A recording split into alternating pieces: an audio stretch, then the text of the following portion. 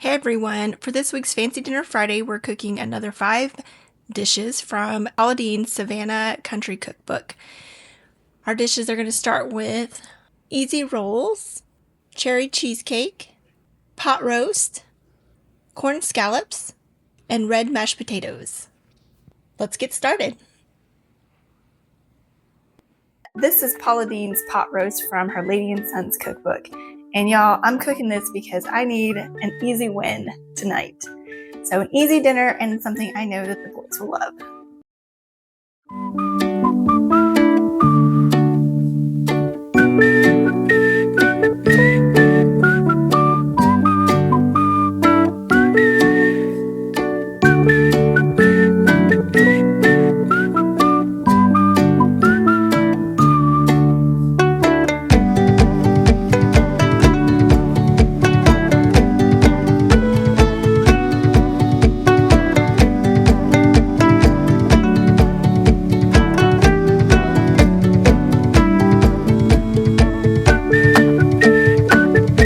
Pot roast is going to do its thing for the next 8 hours. I'm not going to check on it. I'm not going to stir it. I'm not going to peek. I'm just going to trust the process and let it do its thing.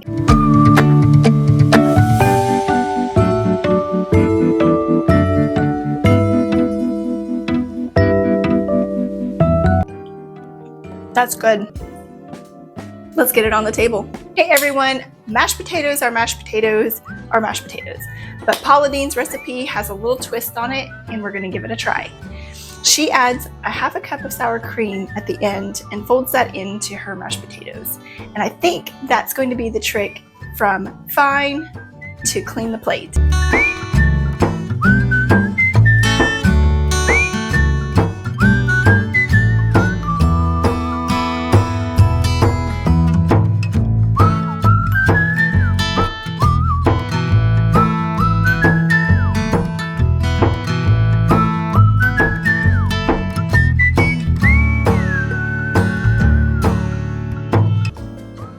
That's really good.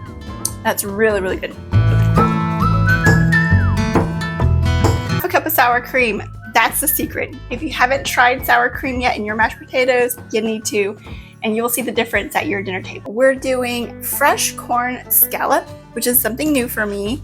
It's coming from Paula Deen's Lady and Sons Savannah Country Cookbook.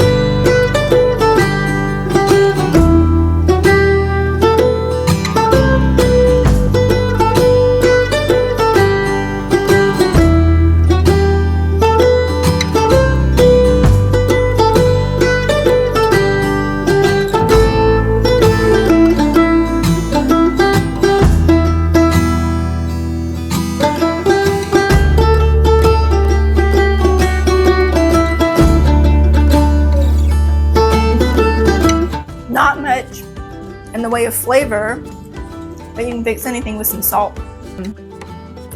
We'll see. We'll see if the boys like it. Let's put it on the table. Hey everyone, we're making Paula Deen's easy rolls from her Lady and Sons Savannah Country Cookbook. Her rolls are consisting of all of 4 ingredients today. We have self-rising flour, milk, sugar, and hear me out, mayonnaise. Yeah.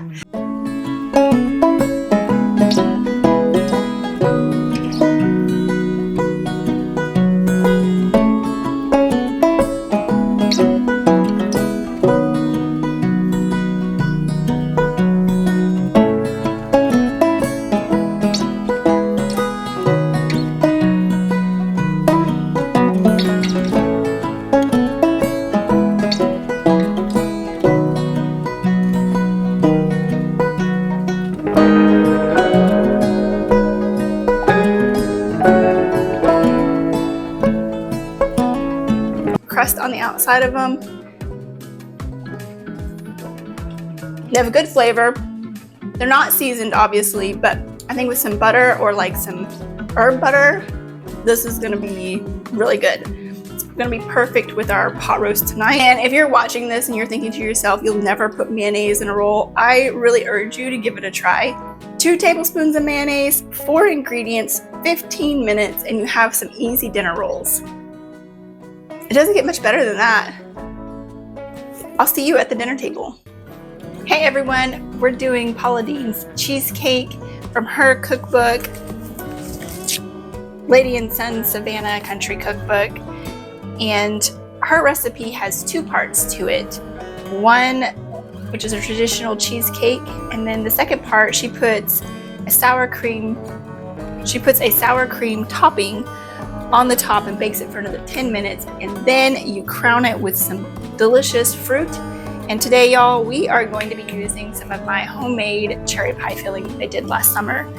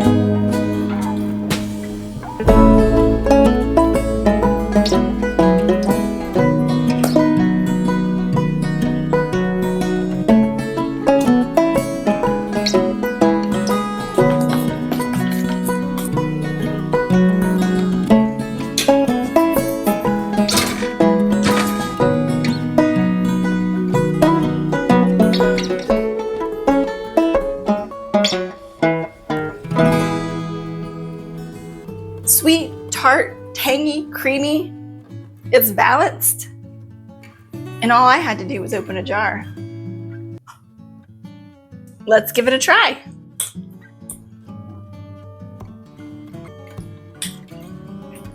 It's good. It's good. I'd say it's a winner. Let's get it on the table.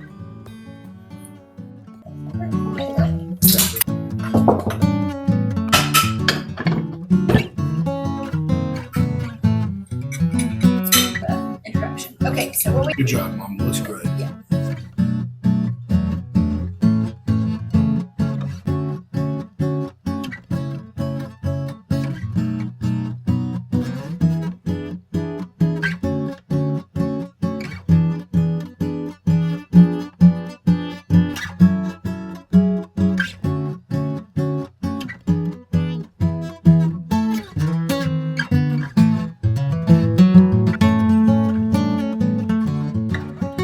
We had 1 casualty tonight, and honestly, it wasn't even the biggest disappointment. Let's go through it. The pot roast, tons of flavor, easy as usual, especially after that good sear on it. Mallard. Anyway, the brown crust, full of flavor there. But tonight, the boys weren't very enthusiastic. I've made this pot roast a few times for them, and usually it's enthusiastically eaten and no leftovers are there. Cole did get a good amount of fat, I feel like, in his first bite, which was a little off-putting, and so he really didn't recover from that. And I get it. It's just kind of gross. Jake asked for seconds, and then as soon as I brought him the seconds, he changed his mind. So that's okay. Derek had to work today, so he usually tries to eat light so that he's not feeling heavy while going to work, and that's okay. So the roast did its job. It allowed me the time to go and make the rest of my menu without having to worry about or babysit that, just like any other crock pot dish does. The rolls, though, they were gone. Rolls are gone. No leftovers on the rolls. It only made 6, which I'm kicking myself in that I didn't, attempt to try to double the recipe to make more, knowing that my family loves rolls anyway. So no leftovers there. They were kind of a blank canvas as far as taste goes. They're good. They had good texture and all those things, but I think next time they'd probably be good paired with like some herb butter or like the cinnamon butter, maybe like some Texas Roadhouse style cinnamon butter. But on their own, they worked. The real MVP of the dinner was our mashed potatoes, which were made with red potatoes. The boys didn't eat it. They are anti mashed potatoes. The only potatoes they like are fried French fries. But Derek and I really liked them. It was really rich and it was creamy with still the rustic texture of like little bits of potatoes that weren't completely whipped in. Yeah, definitely probably going to go into my family recipe cookbook to be made at a later date. Now for the casualty. I have never made corn scallop before. I don't even really know what a scallop is, but it sounded really good. Fresh corn cut right off the cob, you know, some sugar and some milk and some, you know, salt, pepper, and some breadcrumbs, so reading the recipe, I thought that I was going to have like two textures involved in like one little casserole thing, with the bottom being a little bit doughy, maybe with the breadcrumbs, and then a top layer of breadcrumbs, which she says are buttered dried breadcrumbs. Buttered dry breadcrumbs. But when I put the breadcrumbs on the top, it just ended up being a powdery mess. I don't know if I was supposed to make these breadcrumbs myself with toast and like butter it, or was I supposed to put some butter on the breadcrumbs? Because I just used, you know, some pre-made breadcrumbs. Anyway, after baking for 30 minutes on its own, covered, and then I put the top on there, there was no golden, there was no crispiness, it was just powder. So the bottom was soft, the top was powdery, and the middle was just corn. There was no flavor there other than what the corn brought, which is good. It's good by itself, but I would have rather had like some butter in there, maybe some garlic, maybe some chives would have been good in there. Something to give just a little extra something to it, especially in a way to make up for the breadcrumbs, the powdery breadcrumbs. The only person who said that they liked it was Cole, but I feel like he probably just said that because everybody else at the table had already said that they didn't like it, to include myself. For dessert, I made cherry cheesecake, which the cheesecake was from Paula's book, and it's a pretty basic cheesecake. You know, graham cracker crust, cheesecake filling, and then she has a secret topping on it before you top with your fruit or whatever other toppings you're going to actually have on it. And it made it. It made the cake. Overall, the recipe was short, simple, and came together really quickly. It had the sour cream topping, and then I had some home canned cherry pie filling that I had done last summer. And when you put those two together, it was borderline almost too much tartness, but it was so good at the same time with how rich it was. I do have some leftovers on that, but I don't expect that it will last for very long because everybody really enjoyed it, except for Jake, which he has his texture issues, so I don't fault him for that. But my husband and Cole will clean that out and it'll be good to go.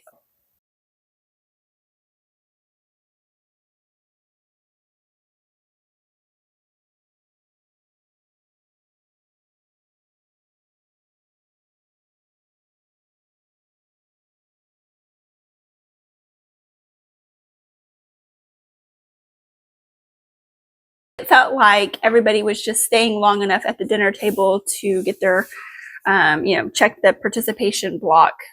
Conversation was very just meh.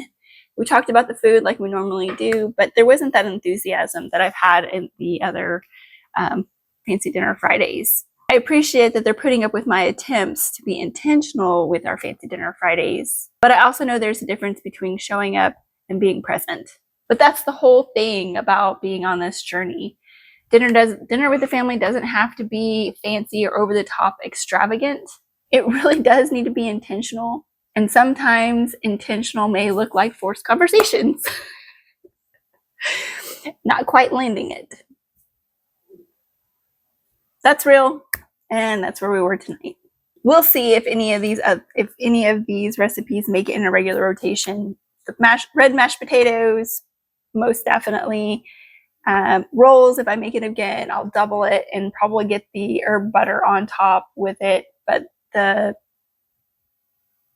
scallop, the fresh corn scallops, I'm gonna have to talk to Paula Deen about that. I don't know what happened. I know that that's probably supposed to have some more flavor and not be just a powdery mess on top. It's just weird.